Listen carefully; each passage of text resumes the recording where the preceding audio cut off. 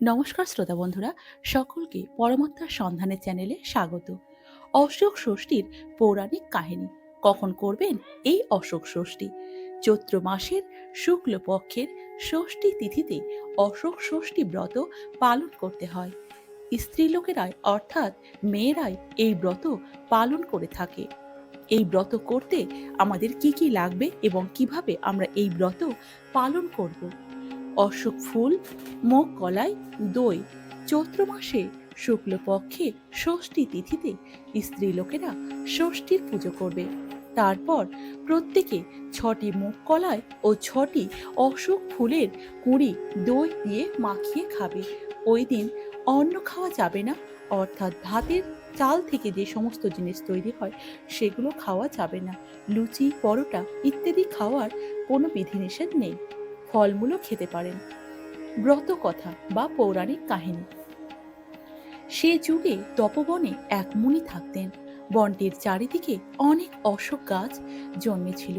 মুনি একদিন সকালে পুজোর ফুল তুলতে তুলতে দেখলেন একটা অশোক গাছের গোড়ায় খুব সুন্দর একটি সদ্যজাত মেয়ে কাঁদছে। মুনি তখনই মেয়েটিকে তুলে নিয়ে তার আশ্রমে ফিরে গেলেন।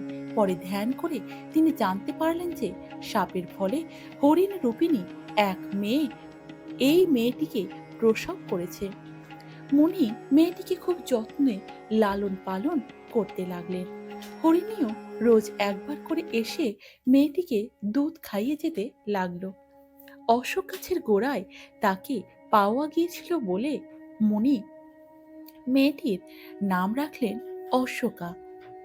এইভাবে মেয়েটি আস্তে আস্তে বেশ বড় হয়ে উঠল। এখন তার বিয়ে দেওয়া দরকার। মুনি তখন মনে মনে স্থির করলেন যে পরের দিন সকালে প্রথমে তিনি যার মুখ দেখবেন তারই সঙ্গে অশোকার বিয়ে দেবেন। দৈবের লীলা কে বুঝবে?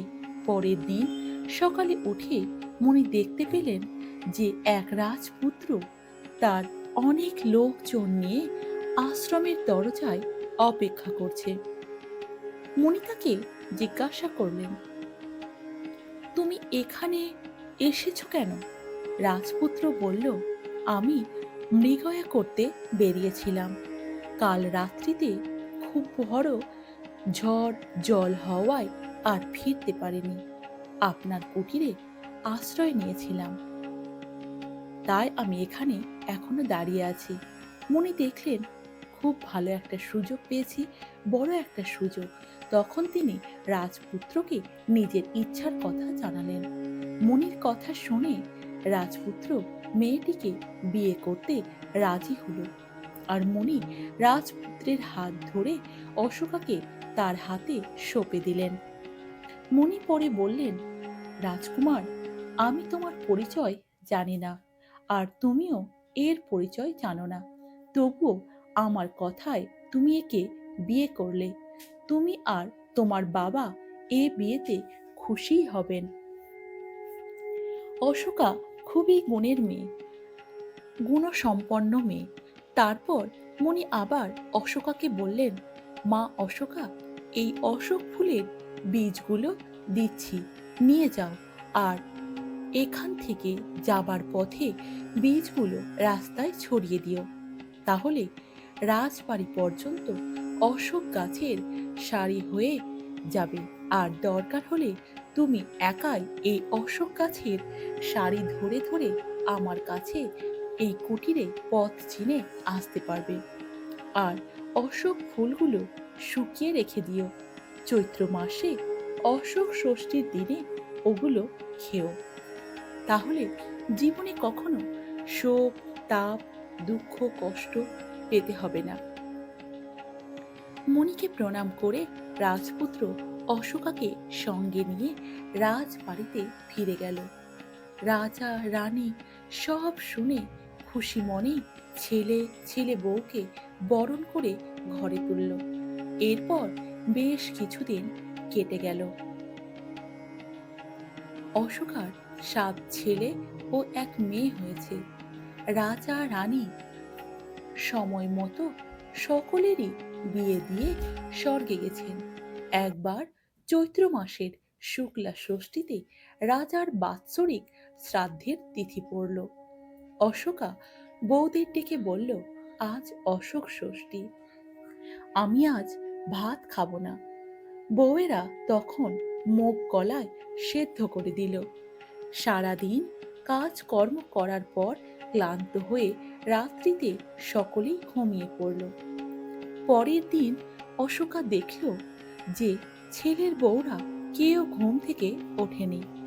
শেষে ঘরের দরজা ভেঙে ফেলে অশোকা দেখল যে সকলেই বিছানায় মরে পড়ে আছে।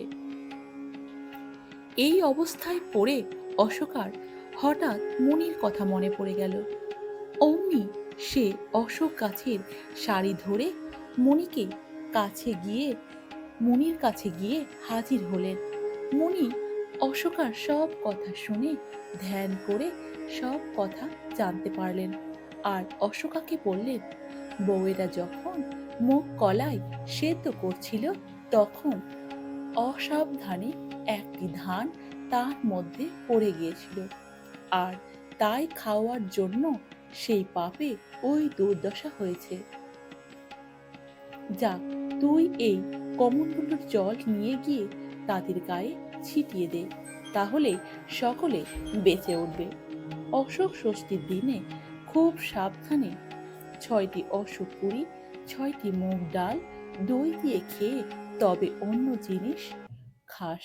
মুনির কাছ থেকে কমণ্ডলুর জল নিয়ে এসে অশোকা সবার মাথায় গায়ে ছিটিয়ে দিতে তারা সকলেই জীবিত হয়ে উঠল।